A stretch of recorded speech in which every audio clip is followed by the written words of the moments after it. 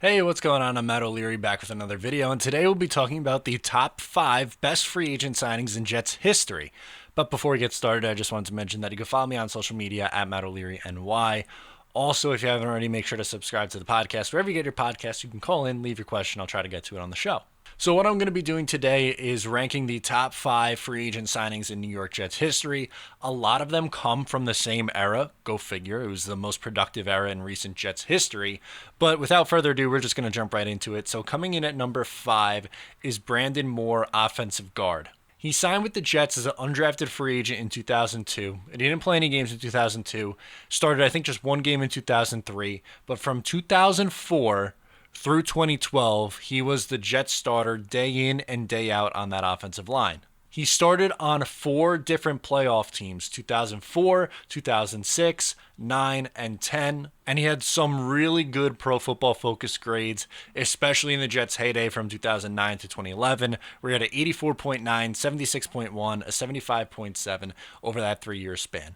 But for almost a decade, he was a lockdown starting offensive guard, which is a significant upgrade for the New York Jets. So him being signed as an undrafted free agent comes in at number 5 on our list. Coming in at number 4 is Vinny Testaverde. He signed with the Jets before the 98 season after bouncing around from team to team, and he really came into his own with the New York Jets. Arguably, the 98 Jets were the best offensive team in team history. They were phenomenal. They went 12-4 that year, and Vinny put up one of the most productive quarterback seasons the Jets have ever seen. In 13 starts, he had 3,256 yards, 29 touchdowns, and 7 interceptions.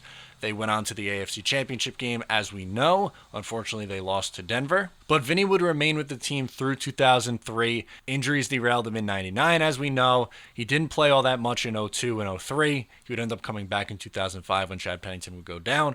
But he started for 3 different playoff teams on the New York Jets.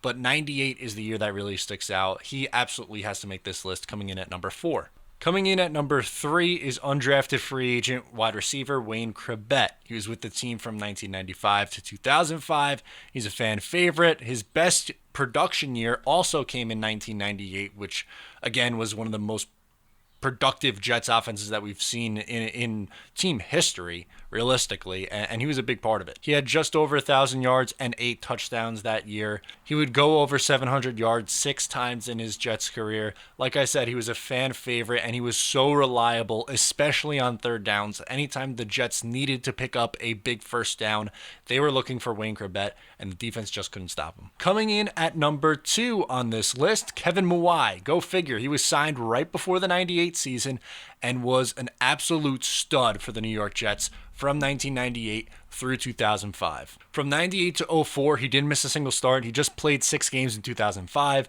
The Jets decided to move on from him, but over that span where he signed with the New York Jets, boy, was it a productive one. He was a 6-time Pro Bowler, a 2-time All-Pro, which was good enough to get him into the National Football Hall of Fame. He is regarded as one of the best centers of all time, and a large part of his career was played with the New York Jets, so he absolutely has to make this list.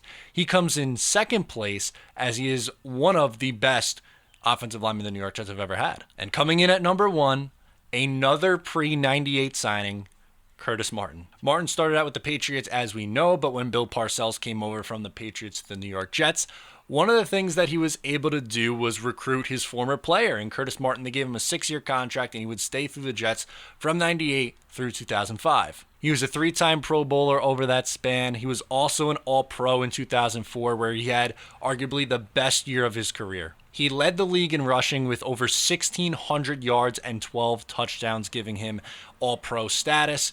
And his career, more so with the New York Jets, is the reason why he is in the Hall of Fame today. In NFL history, he ranks 6th all-time in leading rushers. He was top 5, but a couple of people passed him along the way.